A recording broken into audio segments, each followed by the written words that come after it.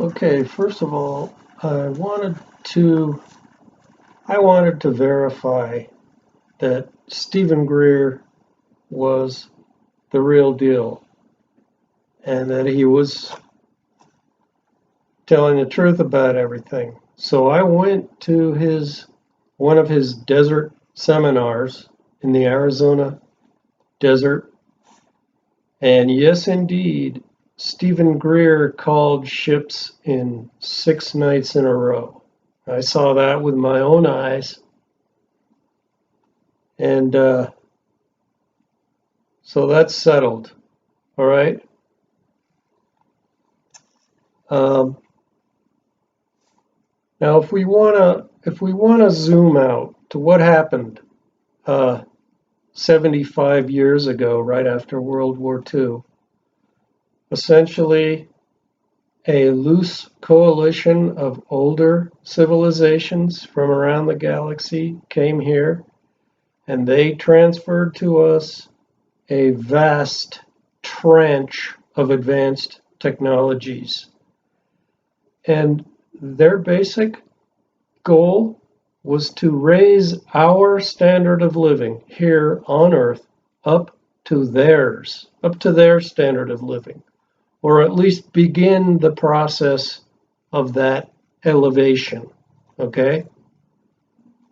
Uh, so it's like, you know, how sometimes at Thanksgiving they have a table for the adults and then a separate table for the little children?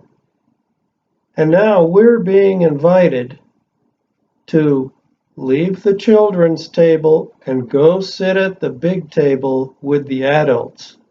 And this is huge. This is a huge occasion and an opportunity for the human race. Um, so I hope that we will openly embrace this sooner rather than later. Uh, I wanted to make it clear now, it's not just free energy, although that is the most fundamental, the most elemental. But I wanted to describe some of these other technologies which were transferred to us and so far have only been weaponized or examined for their utility in a theater of warfare or a theater of conflict. They have not been universally adopted across planet Earth for good, okay, for the advancement of human civilization. They've all been secretly funded and secretly worked on for military applications only so far. All right, so let's start with mind. Um, you have telepathy, regardless of distance. That's a far more efficient and advanced form of communication than talking or reading text. And then even more mind boggling or even more incredible, there is knowledge transfer. Okay? So imagine if you were a scientist, let's say you were a molecular biologist, well, you could download with use of these technologies that we're now developing a PhD in materials science, a PhD in nanotechnology or physics or any of a variety of other scientific interests. And as you began to cross reference these knowledge bases in your mind, there would be a vast increase in sort of the connections you were making across the disciplines.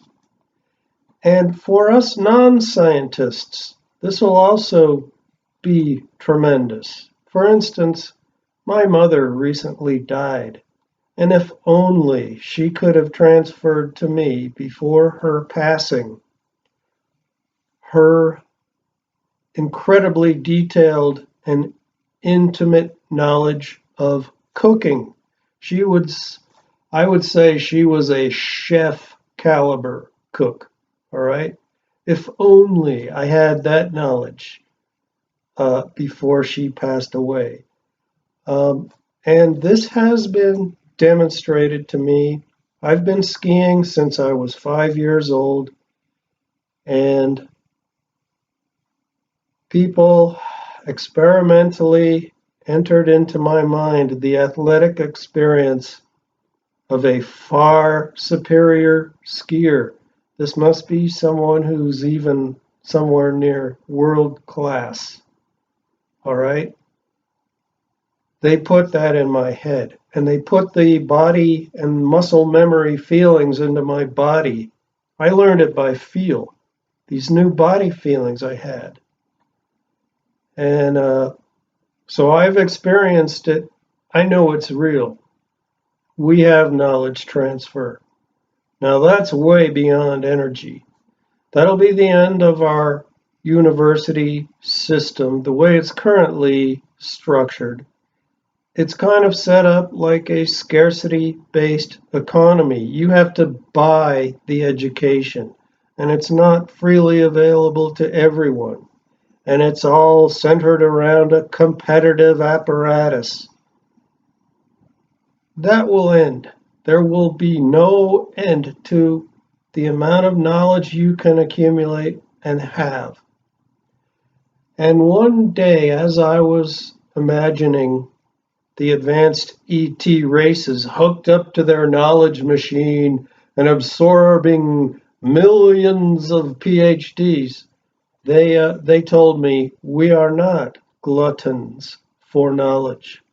Just as an interesting aside, a cultural note, they told me that we are not gluttons for knowledge. I thought that was interesting. Okay, what's another one? Medical. Um, I believe our lifespan could be increased by as much as tenfold. So instead of living 100 years, if you live to be a ripe old age, you could live 1,000 years. Okay? And so when you're 300 years old, you'll be like in your late 20s. Okay? And we don't have to worry about overpopulation because they have offered us many worlds to explore and settle. So that issue doesn't come into play. All we have to do is leave our weaponry behind. All right? And that's asking a lot because, well, what happens to the Pentagon if peace breaks out? Well, they can always manage and run our diaspora across the galaxy. That's a huge project, bigger than any war they have ever waged or any project or undertaking they have ever prosecuted. Okay? So that's what the Pentagon can do instead of building advanced weapon systems. So this advanced medical, it will include tissue, organ, and limb regeneration. They can fix spinal cords, they can fix brain damage. It will be the end of these scarcity-based economies surrounding medical care that we're all stuck in now. You have to pay for medical care and buy insurance and all these fancy games they've built around that. Transportation. You'll be able to materialize ships the way the ETs go and go anywhere in the galaxy and elsewhere, as long as we are not warlike. We can do anything we want. Energy will be infinite like air. It's everywhere and it's available for free. Manufacturing anything you want, pretty much, you can materialize things. The quote I have, which I believe was intimated to me from the ETs, they said, the symbolism beheld in the mind can be brought to fruition. So if you visualize, let's say, a chair or something, or a little handheld computer that you might need to use, you visualize that, and the universe is kind of built like a quantum computer, and you can access that and literally manufacture things on the spot, even highly engineered technologies like buildings. Okay? Uh, so, what are some of the societal changes that we can just start to visualize that will arise with the end of scarcity? Well, everything you want exists in infinite supply, therefore at zero price. That'll be the end of money. Um, with money's absence, all of the constellations of conflict of interest, which were attendant to any monetized vehicle of schemes, well, those will cease to exist. So no more ads, no more phony persuasions. People will have nothing to gain from lying to you. No more propaganda, no more fake news. And truly ancient knowledge about the origins of life across the universe will be available to all of us. So those are just some of the first things that popped into my head. And just imagine when the think tanks start going through this stuff in detail and reimagining our civilization. It's a pretty awesome project.